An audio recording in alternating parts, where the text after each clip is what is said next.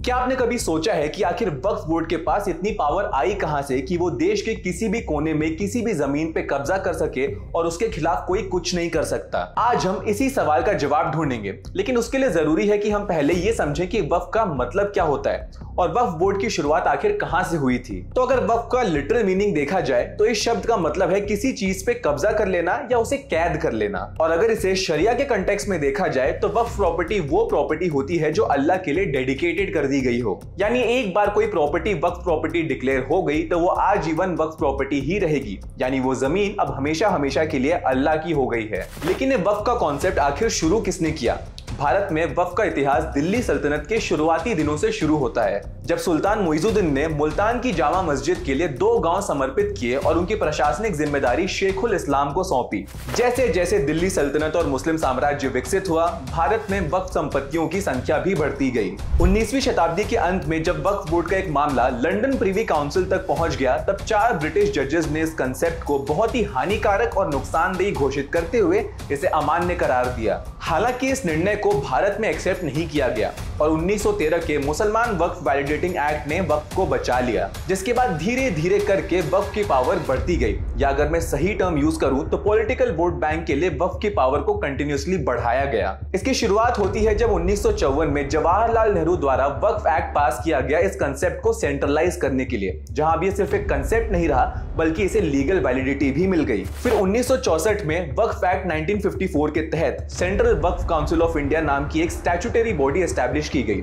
आसान भाषा में एक सेंट्रल बोर्ड जो देश के सारे स्टेट वक्फ बोर्ड्स का काम रेगुलेट करेगा। मतलब अब इस कंसेप्ट को पूरी तरह से मटेरियलाइज करके एक प्रॉपर लीगल ऑर्गेनाइजेशन में कन्वर्ट कर दिया गया, जिसकी जड़ें हर प्रदेश में फैली होंगी। फिर आया वक्फ एक्ट 1995, जिसमें वक्फ बोर्ड की पावर्स और फंक्शंस को स्पेसिफाई किया गया और वक्फ प्रॉपर्टीज को मैनेज करने के लिए एक लीगल फ्रेमवर्क डेवलप किया गया। इस एक्ट में वक्फ ट्रिब्यूनल की भी पावर स्पेसिफाई की गई। वक्फ ट्रिब्यूनल का मतलब वक्फ से रिलेटेड जितने भी केसेस और डिस्प्यूट्स होंगे वो सारे वक्फ ट्रिब्यूनल द्वारा ही सुने जाएंगे। और तो और कोड ऑफ सिविल प्रोसीजर 1908 के तहत वक्फ ट्रिब्यूनल को एक सिविल कोर्ट की पावर्स दी गई। जी हां, यानी वक्फ ट्रिब्यूनल जो भी डिसीजन लेगा वो फाइनल होगा और दोनों पार्टीज को मानना ही होगा। बाय लॉ आप उस फैसले के खिलाफ कोई सूट या लीगल प्रोसीडिंग परस्यू नहीं कर सकते। मतलब पहले जो सिर्फ एक कंसेप्ट था उसे जस्टिफाई किया गया, फिर आजादी के बाद उसे ऑफिशियली और लेजिस्लेटिवली इंट्रोड्यूस किया गया, फिर उस कंसेप्ट को मटेरियलाइज करके उसे लीगल वैलिडिटी दी गई, जिसके बाद उसे एक सेंट्रल ऑर्गेनाइजेशन में कन्वर्ट किया गया जिसके स्टेट सब्सिडरीज होंगे।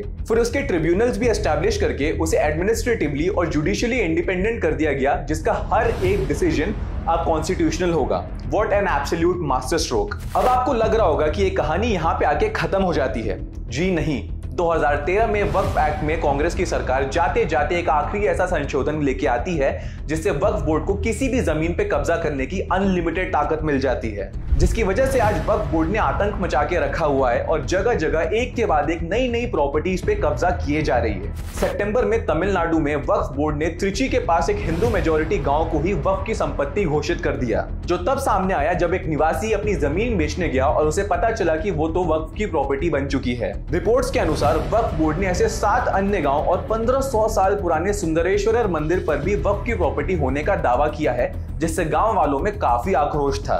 फिर रिसेंटली हरियाणा के जटलाना गांव में एक गुरुद्वारे की ही जमीन वक्फ बोर्ड को दे दी गई, जिसके बाद गुरुद्वारा कमेटी को वो जमीन खाली करने का आदेश दे दिया गया। जी हां, गुरुद्वारा कमेटी के मेंबर्स को अपने ही गुरुद्वारे को बचाने के लिए कोर्ट में लड़ना पड़ा, ये प्रूव करने के लिए कि गुरुद्वारा वहां हमेशा से था और वो मॉस्क की प्रॉपर्टी नहीं है। ऐसी ही कई घटनाएं हैं जहां वक्फ बोर्ड ने काशी विश्वनाथ का मंदिर, लखनऊ का हिंदू शिवालय, बेट द्वारका के 2 आइलैंड्स, आंध्र प्रदेश के मणिकोंडा गांव की 1654 एकड़ की जमीन और ऐसे दर्जनों क्लेम्स किए हैं जिन्हें सुन के आपके होश उड़ जाएंगे।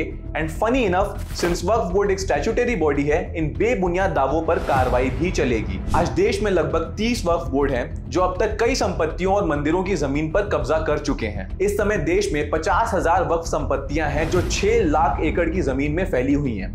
वक्फ बोर्ड वर्तमान में भारत का तीसरा सबसे बड़ा जमीनी मालिक है, जो सिर्फ सेना और भारतीय रेलवेज के बाद आता है। वक्फ की एक और इंटरेस्टिंग पावर यह है कि अगर किसी हाउसिंग सोसाइटी में किसी अपार्टमेंट का मालिक उसे वक्फ में देने का फैसला करता है तो बिना किसी दूसरे सोसाइटी मेंबर की राय लिए उस अपार्टमेंट को किसी भी दिन मस्जिद में बदला जा सकता है।